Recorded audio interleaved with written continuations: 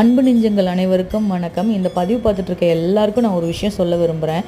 நல்ல சாமி கும்பிட்றவங்க இருக்காங்க இல்லையா, அவங்களுக்கு ஏதாவது ஒரு பிரச்சனை வந்துச்சுன்னு வச்சுக்கோங்களேன், திடீர்னு அந்த ப்ராப்ளத்தை ஃபேஸ் பண்ண முடியாமல் டென்ஷன் ஆகி, நான் உனக்கு எல்லாம் பண்ணுறேன், இவ்வளோ பூஜை பண்ணுறேன், இவ்வளோ புனஸ்காரம் பண்ணுறேன், நீ எல்லாம் பண்ணு, நீ ஏன் என்னை இவ்வளோ சோதிக்கிற அப்படிங்கிற ஒரு விஷயத்துக்கு நம்ம டக்குன்னு கோவப்பட்டு வார்த்தையை விட்டுடுறோம் கடவுள்கிட்ட.